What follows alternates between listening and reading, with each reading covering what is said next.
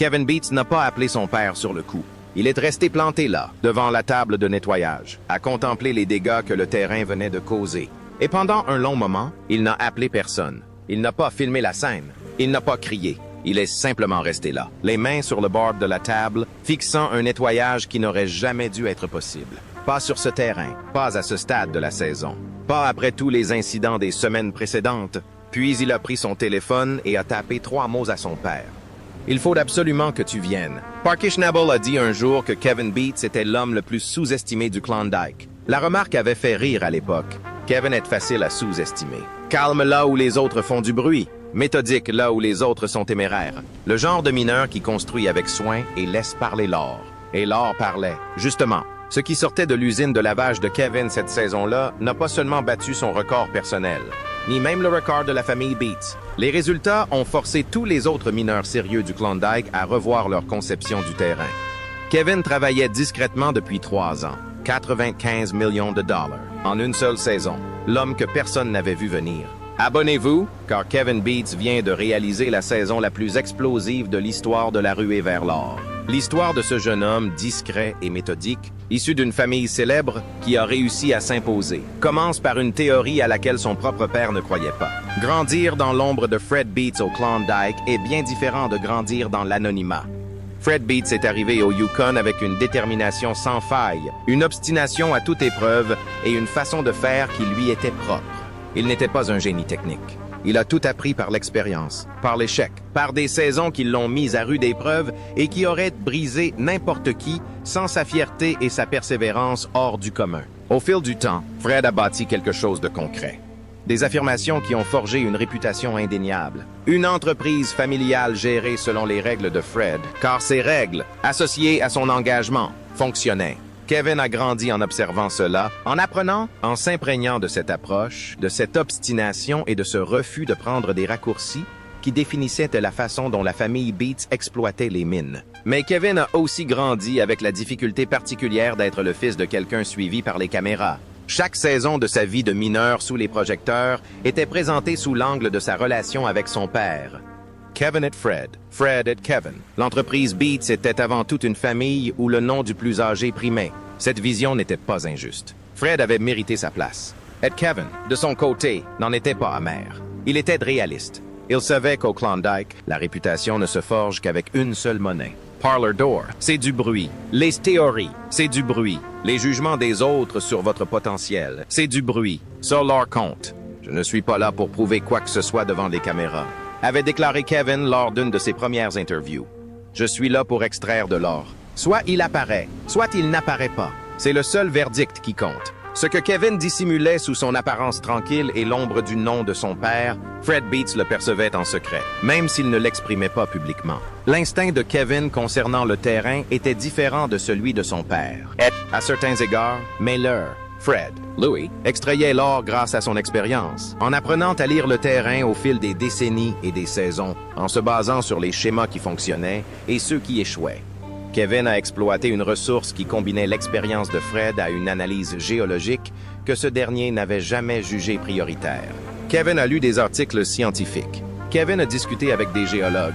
Kevin a cartographié les données de production historique du Klondike et recherché des tendances que la simple expérience aurait pu laisser passer.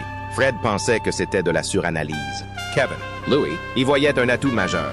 La saison qui a rapporté 95 millions de dollars a donné raison à Kevin de manière incontestable. Tout a commencé par une théorie concernant un terrain que tous les habitants du Klondike, y compris Fred, considéraient déjà comme épuisé. 3 ans avant sa saison record, Kevin Beats commença à élaborer une hypothèse géologique qui le rendit particulièrement impopulaire à table.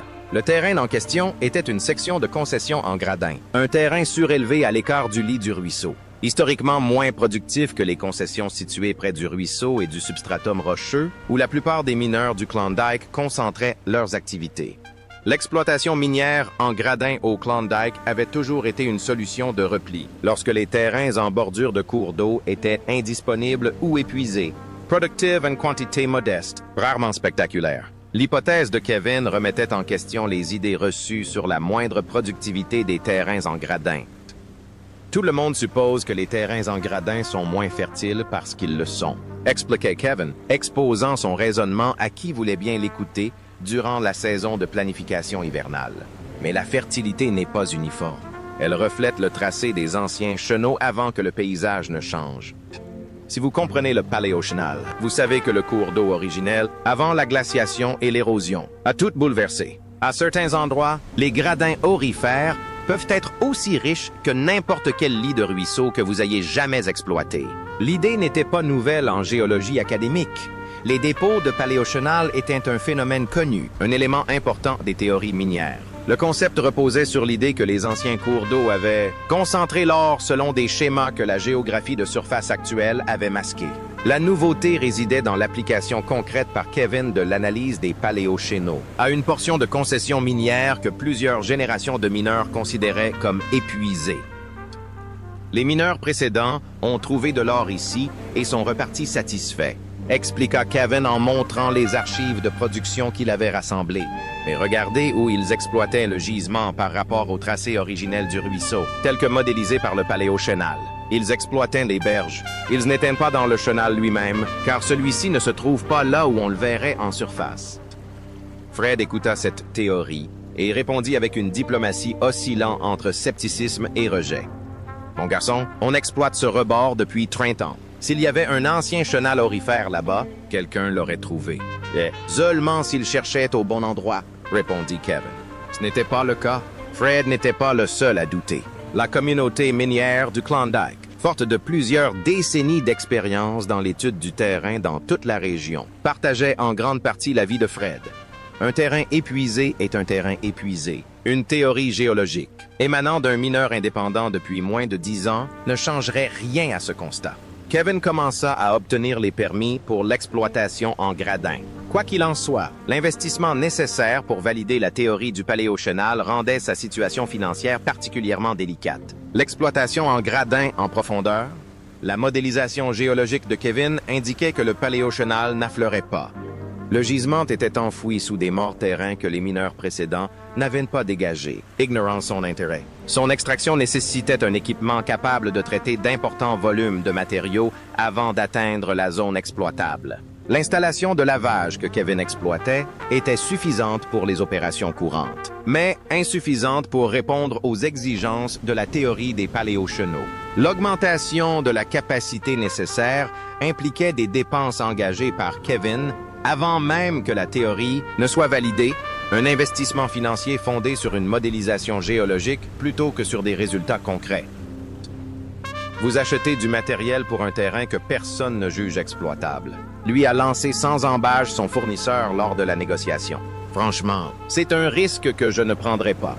Kevin l'a pourtant pris. L'acquisition du matériel a absorbé la majeure partie de son fonds de roulement. Le décapage, consistant à déplacer les matériaux laissés en place par les mineurs précédents qui ne jugeaient pas le sous-sol intéressant, a débuté au début du printemps et s'est poursuivi pendant des semaines, avant que l'exploitation de Kevin n'atteigne la profondeur jugée productive par la modélisation des paléochenaux. Des semaines à brûler du diesel, à payer l'équipe, à faire tourner les engins sur un terrain improductif, tandis que le compteur tournait. Fred était venu pendant cette période et n'a rien dit de critique, car il connaissait suffisamment bien le secteur minier pour savoir que la phase de décapage n'était pas le moment de faire des commentaires. Mais son silence était lourd de sens. Le silence d'un homme qui observe son fils dépenser de l'argent pour une théorie qu'il pensait, au fond de lui, erronée. L'équipe de Kevin posait des questions auxquelles il était plus difficile de répondre. Il travaillait dur dans des conditions difficiles sur un terrain improductif. La question légitime était donc de savoir si le terrain allait devenir productif. Kevin leur donnait toujours la réponse honnête. Les modélisations disent oui. Je ne peux pas garantir les modélisations, mais je peux vous expliquer pourquoi j'y crois. 3 membres de l'équipe ont quitté l'équipe pendant la phase de décapage. Ceux qui sont restés l'ont fait en partie par loyauté envers Kevin. Et en partie parce que la façon dont Kevin parlait du paléochannel, précise, détaillée, avec la confiance particulière de quelqu'un qui a fait le travail plutôt que de feindre, la conviction était persuasive d'une manière qu'il ne pouvait pas vraiment exprimer.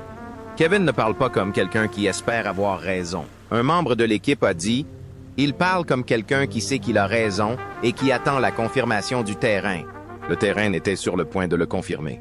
La découverte capitale. La première preuve que la théorie de Kevin sur le paléo-couloir était correcte survint un mardi matin de fin juin, 61 jours après le début de la saison. Les matériaux sortant de l'usine de lavage changèrent de nature, d'abord subtilement. Le changement était si imperceptible qu'un opérateur moins attentif l'aurait sans doute considéré comme une variation normale. Mais Kevin, Louis, surveillait toutes, analysait toutes, comparant chaque mesure au profil géologique qu'il avait établi au cours de 3 années de recherche. Les particules d'or qui passaient au tamis étaient différentes, plus grossières, moins usées. Au lieu d'être extraites directement, les particules usées indiquent la présence d'or ayant voyagé, transporté par l'eau depuis son point de concentration initial, ballotté et dispersé au fil du temps. Les particules plus grossières et moins usées indiquent de l'or proche de son point de dépôt d'origine. Kevin était tout près du paléochénal. « Ralentissez le débit », ordonna-t-il à son équipe. « Je veux récupérer chaque particule. » On y est presque.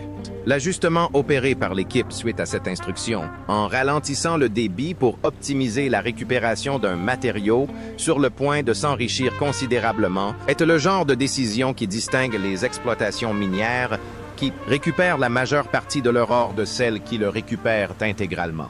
Kevin refusait de traiter un minerai riche avec une usine optimisée pour des matières premières de moindre qualité et de perdre ainsi de l'or dans les résidus.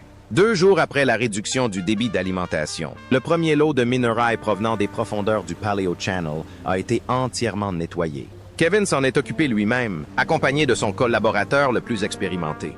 Aucun des deux ne parla pendant le nettoyage. Une fois le concentré final purifié et l'or déposé sur la table, un membre de l'équipe déclara « Ce n'est pas possible ». Kevin répondit « Si, c'est possible. Je vous expliquerai pourquoi plus tard ». Le poids d'or récupéré en 2 jours d'exploitation du paléochénal dépassait la production cumulée des 60 premiers jours de la saison de Kevin.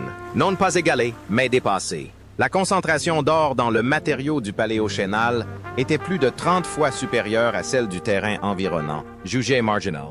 Kevin prit une photo. Puis il envoya 3 mots à son père et remit son téléphone dans sa poche. À l'arrivée de Fred, Kevin avait déjà effectué 2 autres opérations de nettoyage. Chacune confirme la première. Le paléochénal n'était pas une poche. Il ne s'agissait pas d'une richesse localisée qui s'épuiserait en quelques jours d'exploitation.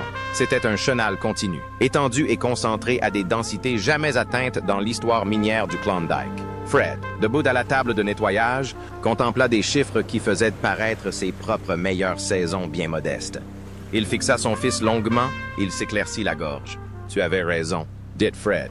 Ces 3 mots de Fred Beats, un homme qui ne les prononçait pas facilement, pesant plus lourd que n'importe quel trophée, n'importe quel article de presse ou n'importe quelle somme d'argent. Kevin hocha la tête une fois et retourna au travail. Il restait encore beaucoup de terrain à exploiter. La saison qui suivit la découverte du Paleo Channel fut une exploitation minière de 67 jours qui redéfinit les limites de ce que l'on croyait possible dans le domaine de l'exploitation minière du Klondike. Kevin exploitait son usine avec rigueur, sans pour autant prendre des risques inconsidérés. Il avait conçu l'installation avec suffisamment de rigueur technique pour comprendre que les équipements poussés à leurs limites finissaient toujours par céder au pire moment, et qu'une panne en plein milieu d'une campagne de traitement du paléochénal était ce qu'il y avait de plus coûteux à se permettre. Il l'exploitait donc au maximum, en respectant ses limites, sans risquer la saison entière à cause d'une panne mécanique. Les chiffres de nettoyage quotidien qui auraient représenté des semaines exceptionnelles lors de ces saisons précédentes sont devenus la norme. L'équipe restait jusqu'à la fin du décapage, celle qui avait écouté Kevin expliquer la théorie du paléo-château et avait décidé de miser sur sa conviction, utilisait son matériel avec une énergie concentrée particulière, une énergie que tous ceux qui ont vécu une véritable découverte majeure reconnaîtront. Il ne s'agissait pas simplement de travailler. Il s'agissait de comprendre qu'il participait à quelque chose dont on parlerait au Klondike pendant des années et de vouloir faire les choses correctement. La nouvelle se répandit dans la région comme toujours dans les communautés minières, non par des annonces, mais par observation. D'autres mineurs remarquèrent de l'augmentation des commandes de carburant de Kevin, les heures supplémentaires de son équipe et la présence inhabituelle de la sécurité autour de son usine de lavage. Le Klondike est un petit monde. Impossible de gérer des chiffres comme ceux de Kevin sans que personne ne se doute de rien. Un après-midi, Parker Schnabel passa en voiture devant l'usine de Kevin et s'arrêta longuement pour observer son fonctionnement. Il ne s'arrêta pas pour parler. Il avait entendu les chiffres par les canaux habituels des mineurs. Assis dans son camion, il observa l'opération pendant 2 ou 3 minutes, puis reprit la route. Plus tard, Parker déclara publiquement ce que la plupart des mineurs sérieux du Klondike disaient en privé. Kevin a découvert quelque chose qui change la façon dont on perçoit l'exploitation des terrassements dans cette région. Je ne sais pas si je dois me réjouir pour lui ou regretter de ne pas l'avoir vu en premier. À la mi-août, la production cumulée de Kevin pour la saison avait déjà atteint un niveau record, reléguant ses précédents records personnels au rang d'exploit d'une autre catégorie. Le Paléochenal ne montrait aucun signe de rétrécissement ni de diminution de sa pente. La modélisation géologique qui avait permis de prédire son étendue s'avérait exacte partout où elle pouvait être comparée aux données de production réelles. Kevin mit à jour ses projections et appela son comptable. Ce dernier rappela à 2 reprises pour vérifier les chiffres avant de les confirmer. Le chiffre. Lorsque la saison s'est finalement terminée, ce sont les conditions météorologiques et l'état du terrain, et non l'épuisement des ressources, qui ont fixé la limite opérationnelle. L'équipe de Kevin a procédé au comptage final. Le poids total récolté durant la saison nécessitait 3 vérifications d'analyse distinctes avant que Kevin ne s'engage à le présenter publiquement. Non pas qu'il doutât de son exploitation, mais parce que ce chiffre était tellement exceptionnel que le présenter sans documentation irréfutable aurait suscité un scepticisme qu'il ne souhaitait pas gérer. Au cours de l'or resté stable tout au long de la saison, la production vérifiée s'est traduite par une valeur brute de 97 millions de dollars. Après déduction des coûts opérationnels, du matériel, du carburant, du personnel, des travaux de décapage qui ont duré 61 jours avant d'atteindre une zone productive, et de l'investissement en matériel qui a épuisé le capital de Kevin, avant même la première once d'or de Paleo Channel, le résultat net était de 95 millions de dollars. Kevin a gardé ce chiffre en tête pendant une journée avant de le révéler à qui que ce soit. Non pas parce qu'il avait besoin d'assimiler la réalité financière, bien que celle-ci fût véritablement stupéfiante pour un homme qui avait bâti son exploitation grâce à des investissements progressifs et judicieux, sans soutien familial ni capitaux extérieurs. Il y réfléchissait longuement, car il se demandait ce que ce chiffre signifiait au-delà de son compte en banque. 3 années passées à élaborer une théorie géologique que tous jugeaient erronée. Une saison qui la confirmait à une échelle insoupçonnée. Et une parcelle de terrain du Klondike que plusieurs générations de mineurs expérimentés avaient considérée comme sans valeur et qui venait de produire la plus importante récolte jamais enregistrée dans l'histoire minière de la région. Le sol était toujours là, a déclaré Kevin après avoir enfin expliqué la signification de la saison. L'or était toujours là. Rien n'avait changé entre les saisons où les mineurs passaient à côté et cette saison où nous l'avons exploité. Ce qui a changé, c'est notre compréhension de ce qui s'y trouvait et de l'endroit précis où il était concentré. C'est la seule chose qui ait changé. Cette observation, directe et précise, sans aucune emphase, était Kevin Beats dans toute sa splendeur. L'homme qui laisse parler l'or l'avait fait. 95 millions de dollars. C'est un chiffre qui claque. L'heure des comptes a sonné. La communauté minière du Klondike a digéré la saison de Kevin avec la complexité propre aux petites communautés compétitives lorsqu'il s'agit de l'un des leurs, d'un exploit qui redéfinit les limites du possible. L'admiration était sincère.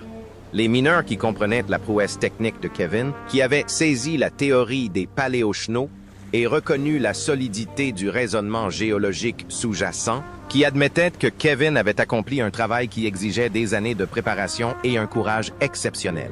Il y avait aussi le malaise particulier de réaliser que des terrains négligés, parfois même adjacents à ses propres concessions, pouvaient receler le même système de paléochenaux que Kevin avait identifié.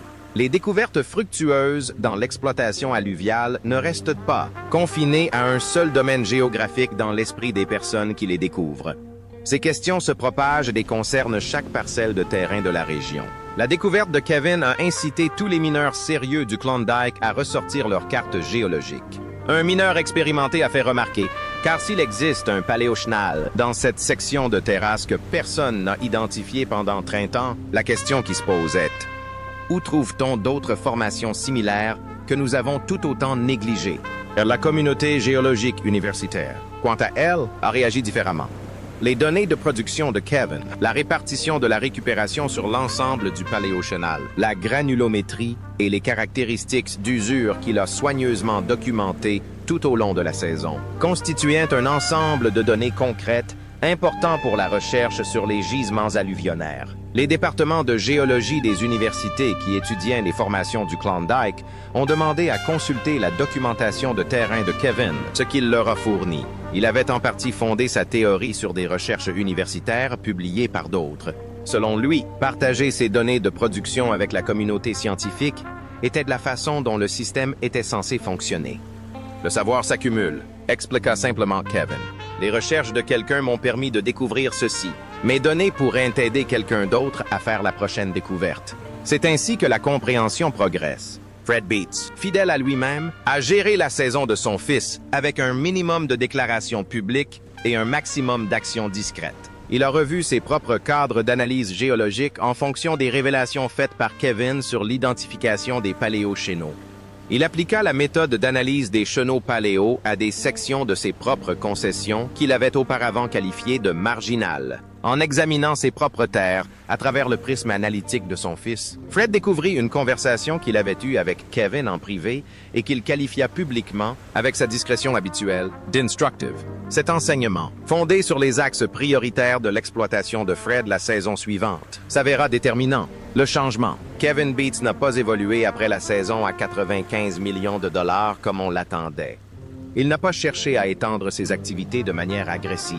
En acquérant des concessions minières dans toute la région, grâce aux capitaux générés par sa saison, il n'a pas endossé un rôle public de porte-parole d'une nouvelle génération d'exploitants du Klondike. Il n'a pas engagé d'équipe de consultants pour systématiser l'approche des paléochenaux et l'appliquer simultanément partout.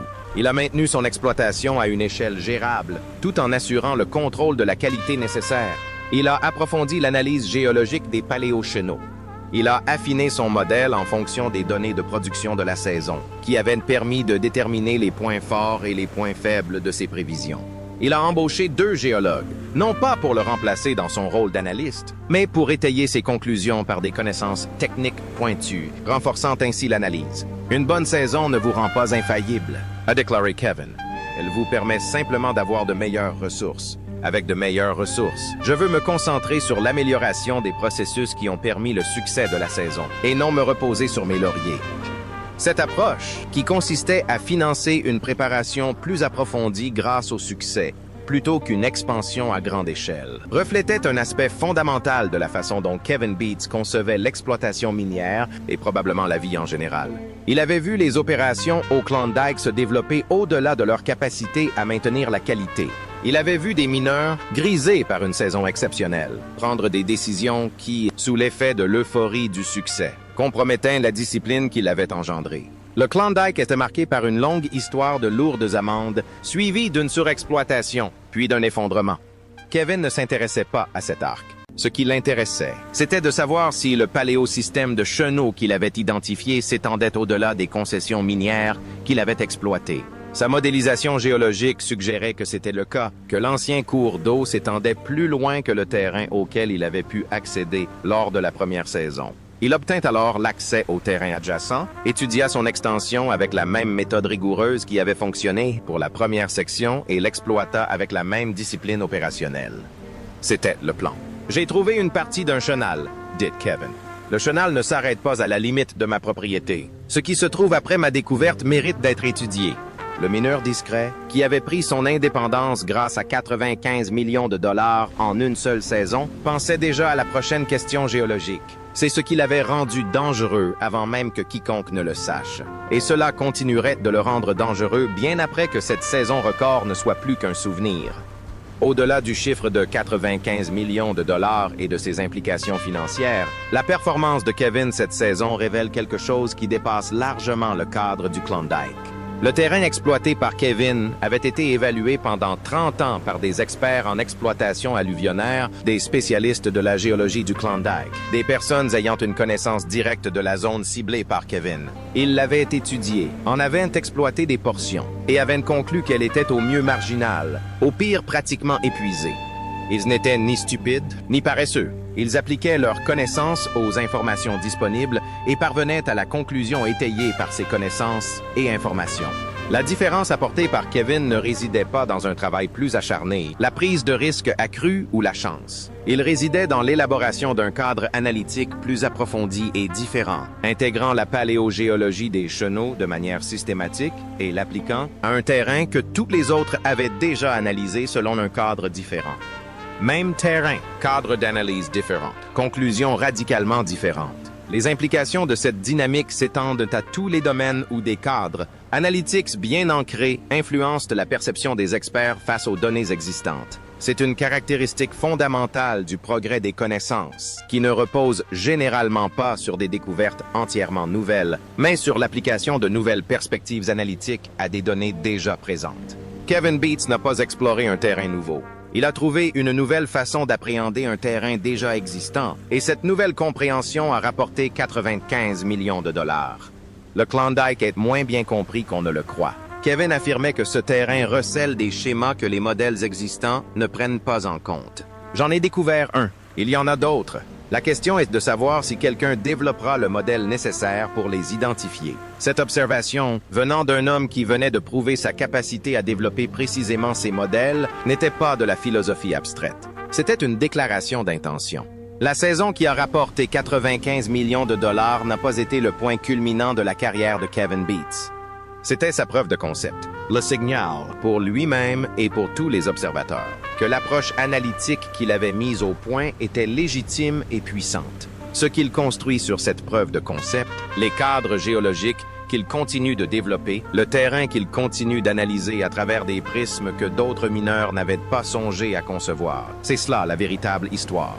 Le titre a 95 millions de dollars, la compréhension qu'il l'a engendrée. C'est la révolution. Conclusion. Kevin Beats se tenait à une table de nettoyage dans le Klondike et contemplait des chiffres que son propre père lui avait dit impossibles. On pensait que le terrain était épuisé. La zone de prospection était considérée comme marginale. La théorie du paléochâteau était perçue comme une interprétation excessive. Un jeune géologue, titulaire de trop de publications et manquant d'expérience, s'obstinait à appliquer cette idée à un terrain dont l'expérience disait qu'il ne recelait rien d'intéressant. Kevin Beats a tiré 95 millions de dollars de ce terrain inexploité. Non par chance, non par imprudence, mais grâce à 3 années de travail acharné pour construire un cadre géologique qui mettait en lumière un aspect négligé par les cadres existants et grâce à la discipline nécessaire pour investir dans sa validation, malgré les avis contraires de tous les experts qui l'entouraient.